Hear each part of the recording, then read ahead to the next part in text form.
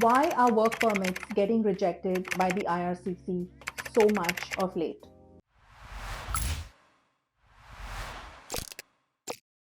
If you have been following the news that's coming out of the Immigration Department of Canada, you will find that the number of work permits rejected has considerably gone up, and the reasons given for these rejections do not even sometimes seem to make sense.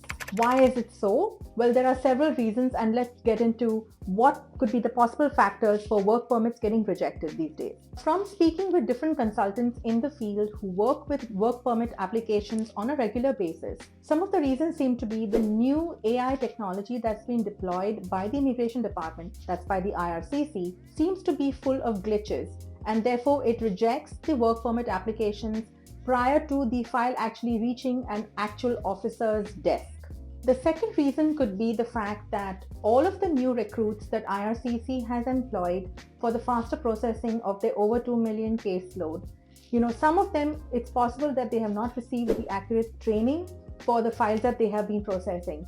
So, for example, they might be looking at the work permit under a category of immigration, whereas the file has actually been applied for in a different category. For example, the work permits processed under startup visa are basically LEMIA exempt. That means they do not have to fulfill the LEMIA criteria. But we have seen cases where the work permits filed under the startup visa program have actually had a reason of LEMIA being given as the work permit rejection reason, which does not make sense. So like these, there are many cases where the work permit applications may have been assessed in the wrong category from where they've actually been applied. What are the grounds for work permit rejections? It could be the failure to provide the intent, the finances, or provide supporting documents correctly, meet the security or medical assessment standards. Work permit refusals, one reason could be that you were not able to demonstrate that you would be adequately able to perform the work for which you have been hired. What happens now in the event that your work permit has been rejected? What are the options that are out there for someone going through this process? Number one, it could be a reconsideration. You could go back to the officer that has assessed the file and ask for them to reconsider the application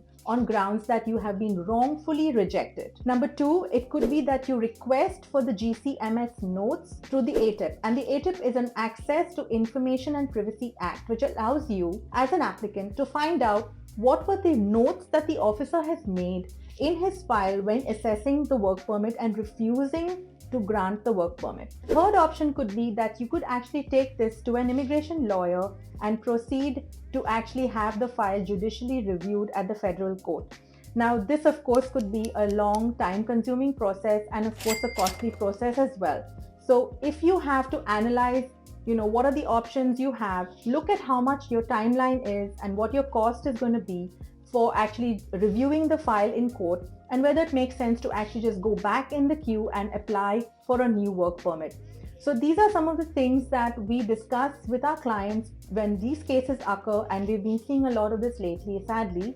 But we have to assess what are the best next steps to get the work permit approvals in order.